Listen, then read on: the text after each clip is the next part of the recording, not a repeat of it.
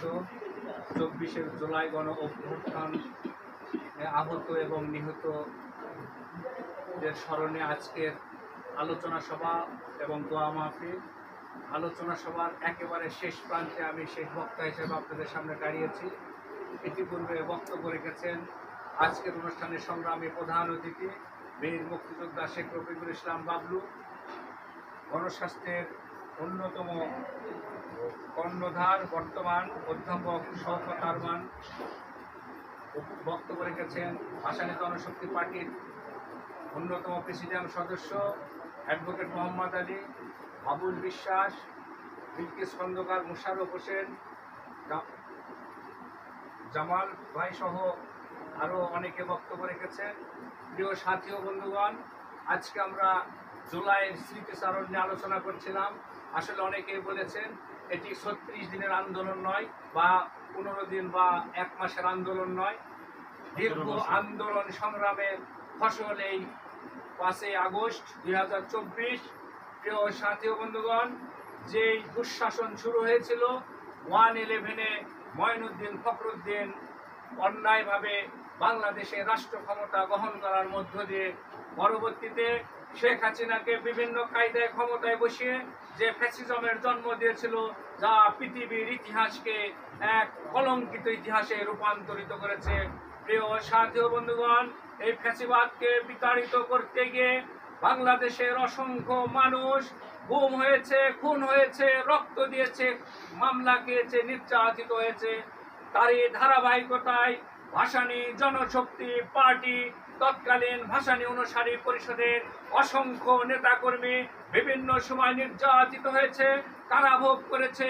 সর্বশেষ 2024 সালের 19শে জুলাই বিক্ষোভ সমাবেশ করতে গিয়ে আমাদের প্রিয় নেতা বীর মুক্তিযোদ্ধা শেখ রফিকুল ইসলাম বাবলু মাথায় গুলিবিদ্ধ হয়ে মৃত্যুর সাথে পাঞ্জা লড়ে অবশেষে মহান রাব্বুল আলামিন তাকে আমাদের মাঝে ফেরত দিয়েছেন।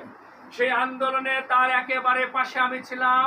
সেই আন্দোলনে ওয়াসিম, আমাদের নারী নেত্রী শাহানা সহ অনেকেই ছিল, বন্ধুরা আমার, আলামিন ছিল, আক্তার ছিল, সহ অনেক নেতা কর্মী আমাদের সাথে ছিল। প্রিয় সাথী ও বন্ধুগণ, আন্দোলন যখন চরম বিস্ফোরিত অবস্থায় ছিল, বাংলাদেশের রাজনীতি যারা নিজেদেরকে এই জুলাই আন্দোলনকারী হিসাবে দাবি করে, অনেককে আমরা এই রাজপথে দেখি নাই। আমরা কিছু হাতে গোনা মানুষ এই রাজপথে লড়াই করেছি, সংগ্রাম করেছি, জীবনকে বাজি রেখে আমরা মাঠে ছিলাম। এই আন্দোলনটা শুরু করেছিল, যেমনটি ভাবে বললেন আমাদের প্রিয় নেতা বাবলু ভাই, এই আন্দোলনটা হুইল চেয়ারে বসে শুরু করে দিয়েছিলেন আমাদের মুক্তিযোদ্ধার সংগঠক, ভাসানীর অনুসারী পরিষদের রাজনৈতিক সংগঠনের যিনি উদ্যোক্তা এবং প্রতিষ্ঠাতা ডাক্তার জাফরুল্লাহ চৌধুরী, ওনার মাধ্যমে গণতন্ত্র মঞ্চ প্রতিষ্ঠা হয়েছিল। যখন বিএনপি এই আওয়ামী লীগের নির্যাতনে, মামলায়, হামলায়, ধানের খেতে বিভিন্ন জায়গায় লুকায়িত ছিল, মাঠে নামার মতো অবস্থা ছিল না, তখন ডাক্তার জাফরুল্লাহ চৌধুরী এই গণতন্ত্র মঞ্চকে জন্ম দিয়ে হুইল চেয়ারে বসে প্রেস ক্লাব থেকে এই বিস্ফোরণের জন্ম দিয়েছিলেন, যেটি 2024 সালের 5 আগস্ট আমরা সফলতা অর্জন করেছিলাম। প্রিয় সাথী ও বন্ধুগণ, তাই বলতে চাই, এই জুলাই আন্দোলন, জুলাই অভ্যুত্থান কোনো একক ব্যক্তি দলের অর্জন নয়, এটি গোটা বাংলাদেশের ছাত্র জনতা, কৃষক, শ্রমিক, মেহনতি মানুষের 18 কোটি মানুষের আন্দোলনের ফসল। সেই আন্দোলনে যিনি ডাক দিয়ে রাজপথে হুইল চেয়ারে বসে নেমেছিলেন, আজকের এই দিনে তাকে গভীরভাবে স্মরণ করছে এবং তার আত্মার মাগফিরাত কামনা করছি। সাথে সাথে যারা এই আন্দোলনে শহীদ হয়েছেন, আমরা বলি, কেউ বলি 1400, কেউ বলি 1800, 2000, আসলে যেভাবে লাশকে গুম করা হয়েছে সঠিক ইতিহাস তো জানা সম্ভব নয়। যারাই শহীদ হয়েছে তাদের আত্মার মাগফিরাত কামনা করছি, যারা আহত আছেন তাদের সুস্থতা কামনা করছি। প্রিয় সাথী ও বন্ধুগণ, পরিশেষে যেটি বলতে চাই, এই জুলাইকে বিতর্কিত করার জন্য এক শ্রেণীর বুদ্ধিজীবী, এক শ্রেণীর পতিত রাজনীতিবিদরা যারা ঘুরে ফিরে ৭১কে টেনে নিয়ে আসে। এখন পর্যন্ত আমরা যারা মাঠে লড়াই করেছি, আমরা কেউ, সেটি বিএনপি হোক, জামাত হোক, গণতন্ত্র মঞ্চ, কোন দলকে আমি শুনিনি যে ৭১কে বাদ দিয়ে ২৪ বা ২৪কে বাদ দিয়ে ৭১। আজকেও মাননীয় প্রধানমন্ত্রী তারেক রহমান বললেন ওই ১৯৭১ ছিল আমাদের মুক্তির সংগ্রাম, আর এই ২৪-এর সংগ্রাম হলো আমাদের ফ্যাসিবাদ মুক্তির সংগ্রাম। সুতরাং একটি আরেকটির সাথে সাংঘর্ষিক নয়, দুটি পরস্পর সমন্বিত জিনিস। সুতরাং যারা এই ৭১ এবং ২৪-কে বিতর্কিত করতে চায় তারা ভারতের দালাল, পতিত শেখ হাসিনার তারা এজেন্ট, তাদেরকে রুখে দিতে হবে।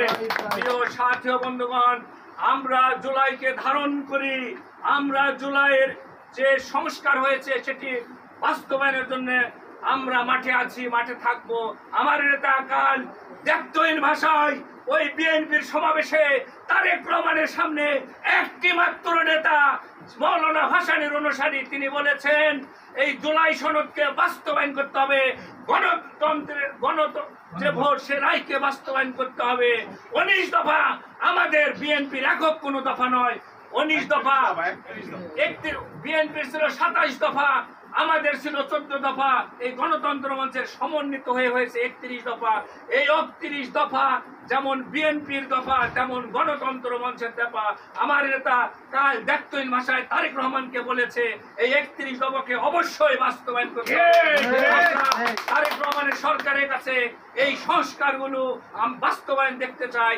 যদি না করা হয় তাহলে মৌলানা ভাসানীর অনুসারীরা ঘরে বসে থাকবে না,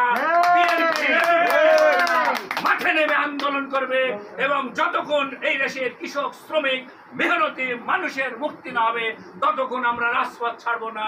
এই আহ্বান রেখেই সবাইকে ধন্যবাদ জানিয়ে আমি আমার বক্তব্য শেষ করছি। আসসালামু আলাইকুম ওয়া রাহমাতুল্লাহ। এখন আমাদের দ্বিতীয়